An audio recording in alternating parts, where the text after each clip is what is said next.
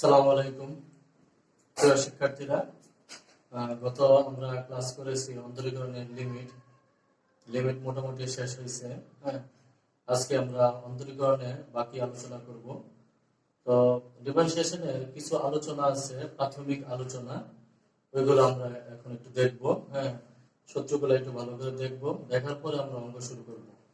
আর আপনারা ভালো করে দেখেন, এই অন্তরীকরণে যদি ভালো করে দেখেন তাহলে আপনাদের ফিজিক্সের একটু কাজে লাগবে। ফিজিক্সের এরকম অন্তরীকরণ করতে হবে। তাহলে আমরা প্রথমে শুরু করি। এরকম এক্স এর সাপেক্ষে এক্স করলে কি হয় 1। যেরকম কিভাবে হয় দেখেন, ddx of x to the power n। নিয়ম হলো পাওয়ার সামনে আসবে পাওয়ার থেকে 1 বাদ। পাওয়ার সামনে আসবে পাওয়ার থেকে 1 বাদ। যেরকম আমি একটা উদাহরণ দিই, ddx of x to the power 5, ddx of x to the power 5, তাহলে কি হবে 5 x to the power 5 minus 1, মানে হলো x to the power 4। মানে পাওয়ার সামনে আসবে পাওয়ার থেকে 1 বাদ। ঠিক আছে, ddx of x এর সাপেক্ষে x এ করলে কি হয় 1, যদি x না থাকে কনস্ট্যান্ট তাহলে কি হবে 0। ddx of 5, হ্যাঁ, তাহলে x এর সাপেক্ষে করলে কি হয় 1, তাহলে শুধু 5, তাহলে কি হবে 0, কনস্ট্যান্ট হইলে 0। আচ্ছা, যদি ddx of 5 x to the power 4, তাহলে কি হবে তাহলে কি হবে 5 কনস্ট্যান্ট, তাহলে x to the power কত হবে 4 minus 1, 4 minus 1 সমান কি হবে 5। পাওয়ার সামনে আসবে 4 x to the power 4 minus 3,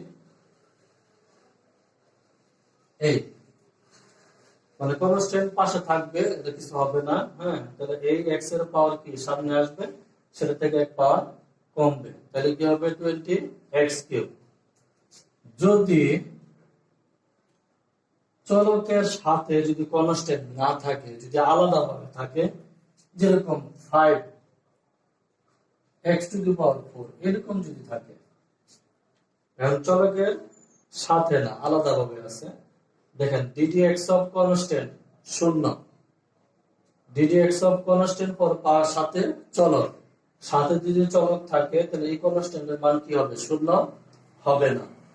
R constant যদি সম্পূর্ণ আলাদা থাকে, কনস্ট্যান্ট সম্পূর্ণ যদি আলাদা থাকে, সেই ক্ষেত্রে কি হবে কনস্ট্যান্ট 0 হবে। যেরকম ddx of 5, ddx of x to the power 4, তখন এখানে কি হয় কনস্ট্যান্ট 0, আর এখানে সে আগের মতো 4x3 সমান 4x3।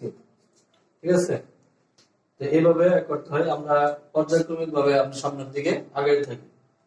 ঠিক আছে, আচ্ছা,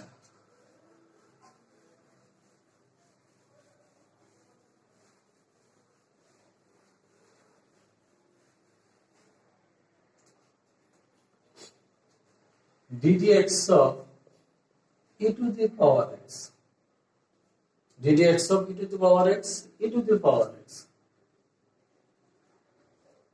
ঠিক আছে, যদি ddx of e to the power mx, তাহলে কি হবে, হ্যাঁ, e to the power x, e to the power x, তাহলে e to the power mx, e to the power mx। এখন ই বাদ দিলে কি থাকে mx, mx এর করলে কি হয় m, এই জন্য আমরা কি লিখবো m e to the power mx। ঠিক আছে, যেটা পরবর্তীতে আমরা ডাইরেক্ট লিখবো, যেরকম ddx of e to the power 5x এরকম আছে। এখন খেয়াল কর e to the power mx, x হলো চলক, m হলো কনস্ট্যান্ট, সেই কনস্ট্যান্টটা দেন সামনে আসছে পরে কি e to the power mx, এইখানে e to the power কত 5x, e to the power 5x, তো x এর সাথে 5 কনস্ট্যান্ট, তাহলে আমরা কি লিখবো 5 e to the power 5x 5 e to the power 5x যদি এরকম থাকে e to the power 5x square থাকতে পারবে এরকম এটা তাহলে কিভাবে করব e to the power x e to the power x তাহলে কি এটা আমরা বাদ দিব তাহলে 5x টা করলে কি হয় আর 5x স্কয়ার করলে কি হয় 2x তাহলে কি 5 দুগুণে 10 x e to the power 5x square এরকম হবে ঠিক আছে আচ্ছা তো e to the power x ছিল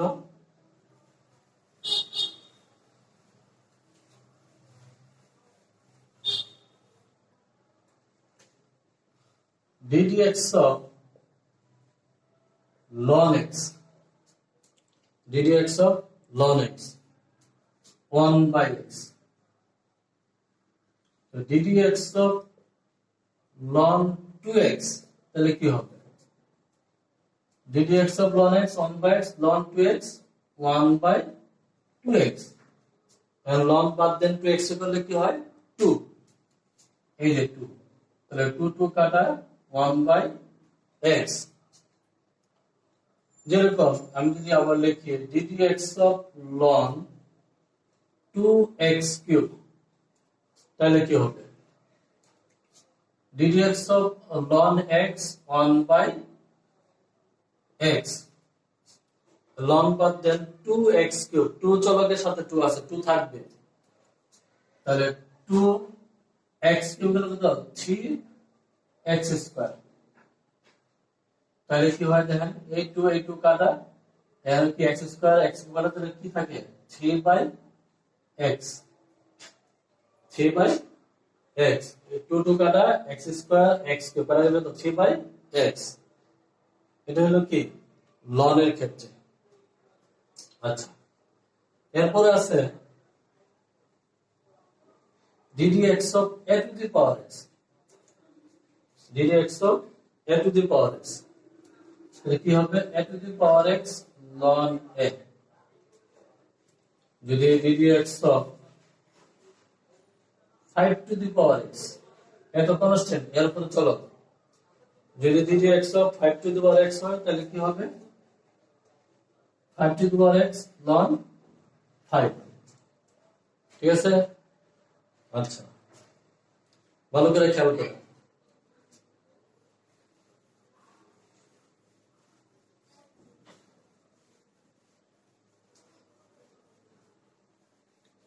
এরপর আসি ddx of sin x ddx of sin x cos x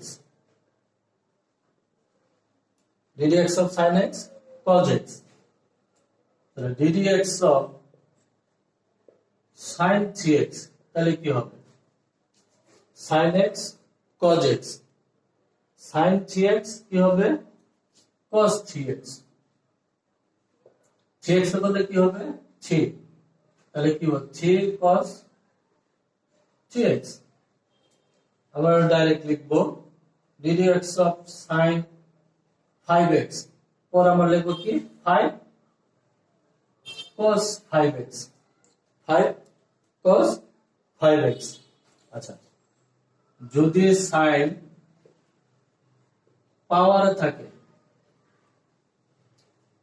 পাওয়ার যদি থাকে সবার আগে পাওয়ারে কাজ করতে হয় এই পাওয়ার সামনে আসবে পাওয়ার থেকে বাদ তাহলে কি হবে 3 sin square x 3 sin square x আচ্ছা যদি এটা এইভাবে না হয় যদি আরেক ভাবে হয় sin cube 2x হতে পারে না এরকম sin cube x তাহলে কি হয় 3 sin square x পরে কিন্তু এই যে পাওয়ার গুলো সাইনটা থেকে যায় এই দুটোর সাথে আমি একটু কম্পেয়ার করব তাহলে sin 3x থাকে সেই sin 3x কি হবে cos x ঠিক আছে আর এইখানে দেখেন এখানেও আমি sin স্কয়ার 2x কারণ পাওয়ার সামনে আসবে পাওয়ার থেকে এক বাদ ঠিক আছে আচ্ছা এখানে দেখেন sin x টা কি হয়েছে cos x, x টা করলে 1, সেটা 1 আর লেখা লাগে না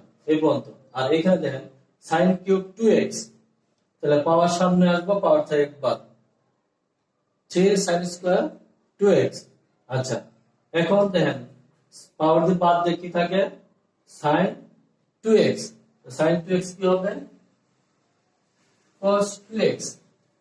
এখানে আগে ছিল x, এই জন্য 1 লিখি নাই, কিন্তু x নাই, আছে কি 2x, 2x করলে কি হয় 2।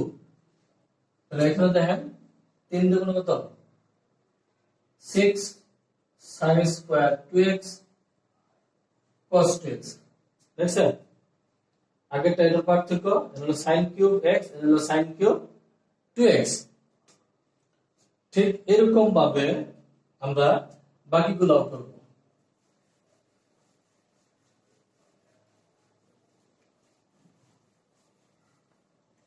এরপর আছে কি cos x,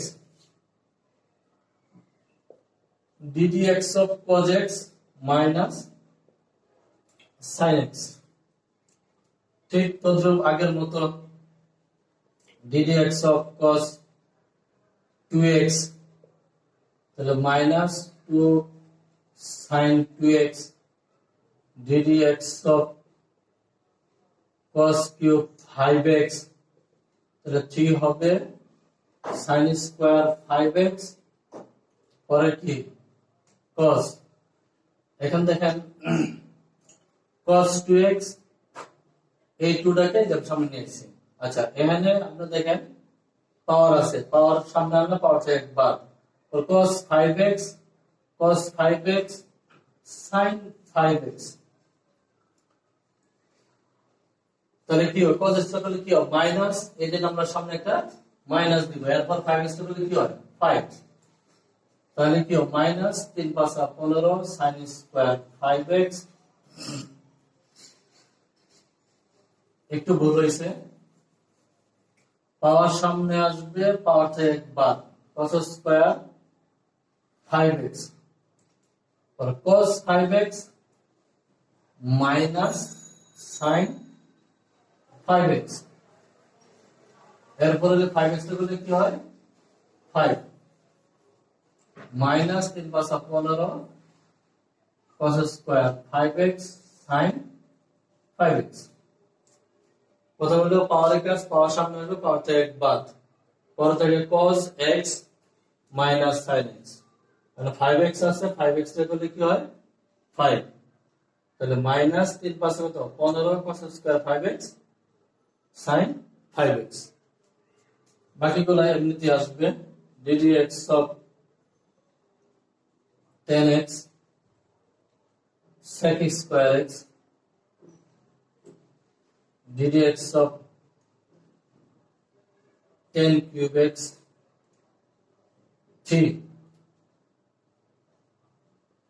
10 square x, 10x করলে ddx of 10x sec square x। আচ্ছা, এরপরে হলো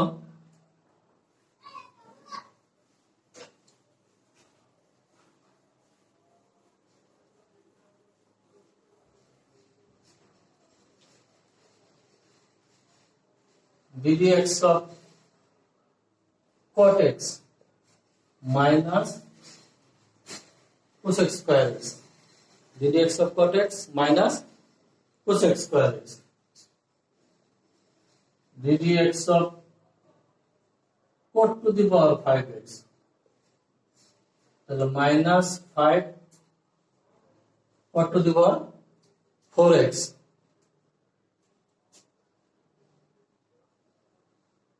ddx of sec x,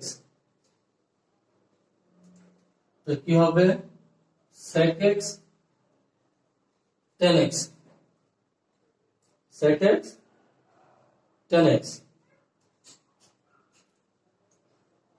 ddx of sec 3x, ddx of sec x tan x, sec 3x কি হবে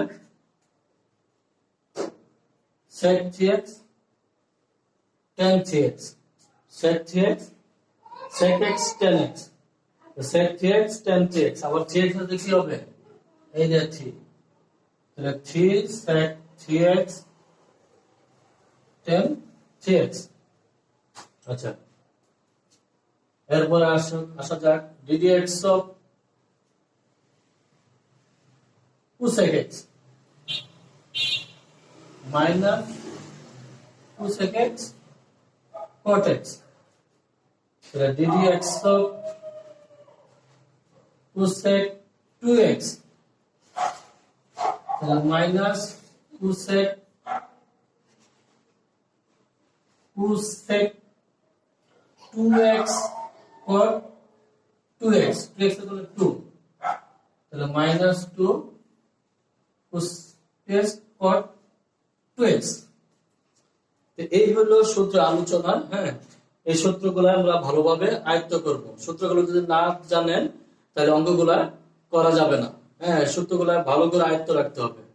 হ্যাঁ, তাহলে এই সূত্রগুলো আমরা ভালো করে আয়ত্ত রাখবো এবং বেশি বেশি এগুলা প্র্যাকটিস করবো। হ্যাঁ, সূত্রগুলো জানলে আপনি পুরো ক্যালকুলাসের অন্তরীকরণের সূত্রগুলো জানতে পারবেন, কারণ ফিজিক্স এগুলো লাগে।